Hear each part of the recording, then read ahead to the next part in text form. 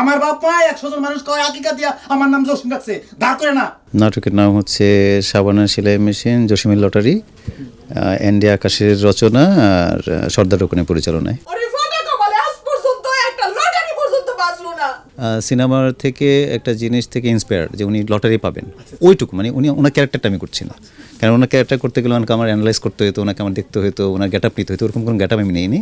আমি শুধু একটা পার্টে করছি আর কি, জসিমের লটারি লাগার ব্যাপারটা। শাবানা ম্যাডাম সিনেমার মধ্যে নকলে অভিনয় করতেছে, সেই যখন কাঁদছে তার কান্দনে এই তার নামাজের বিস্তার ভিজে গেছে গা। কমেডি বলেন, রোমান্টিক বলেন, এগুলো থাকবে হচ্ছে আপনি এন্ড অফ দ্য ডে অবধি। এটা বাদ দিয়ে যে এটা চলবে এটা কিন্তু না। হ্যাঁ, প্রবলেমটা হচ্ছে আমরা কমেডি করতে করতে কমেডিকে এমন একটা জায়গায় নিয়ে যাই সেটা মানুষের দেখতে ভালো লাগে না।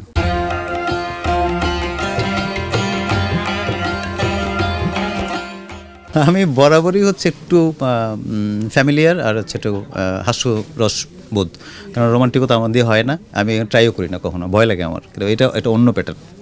আচ্ছা আচ্ছা, আপনার নাটক রিসেন্ট বেশ কিছু নাটক মিলিয়ন ভিউ মানে ওভার করেছে, ভিউর বিষয়টা আসলে আপনার কাছে কেমন লাগে?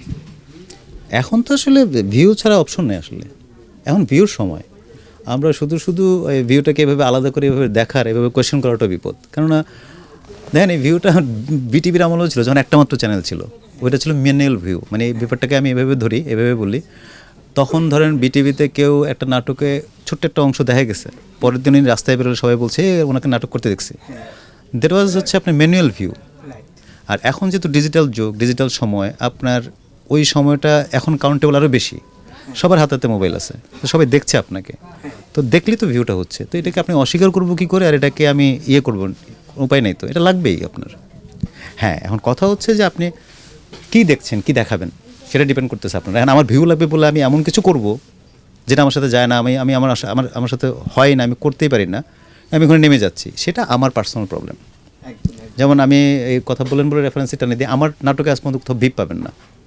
আমি বিপের বিপক্ষে, আমি ডিক্লেয়ার দিয়ে বলে দিছি আগেই, আমার নাটকে কোনো অশ্লীলতা পাবেন না। আমার নাটক ফ্যামিলি মানুষরা দেখে, মানে আমি যে নাটকগুলো অভিনয় করি যে কোনো ফ্যামিলি দেখে বসতে পারবে, কিন্তু আমার নাটক বসে এমন কোনো ডায়লগ যায় না যে এখানে জিজ্ঞেস করবে কেউ যে এই ডায়লগটা কেন আসলো, বিপ শব্দটা কেন দিল, ওটা আমি করি না। মানে যেহেতু নাটকে তো আমরা বিভিন্নভাবে দেখি আপনাকে অভ্যস্ত, সিনেমার জন্য কি নতুন নতুন নিয়ে আসতে চান নাকি ওই ঘটনার মধ্যে থাকতে চান? না, ডেফিনেটলি আমি একটু এন্ট্রি করার ট্রাই করছি, মানে ইচ্ছা আছে আর কি, একটু ভিলেন করতে চাই, একটু ভিলেনের জায়গাতে অ্যাক্টিং করার জায়গা আছে আমার ধারণা যেটা আর কি, এবং আমি যেটা ফিল করি তথাকথিত হা ভিলেন, মানে ওটা না, গুলি আছে খুব একটা, মানে অদ্ভুত জায়গা আছে আর কি। যদি কোথাও টাইম ব্যাটিং বলে মিলে তাহলে হয়তো দেখা যাবে আর কি সিনেমায়। তার মানে আমরা হিরো জামিল ভাইকে ভিলেন, মানে সিনেমাতে ভিলেন হিসেবে দেখতে পারবো, এরকম ক্যারেক্টার দেখতে পারেন হয়তো, যদি মিলে কখনো, যদি মিলে।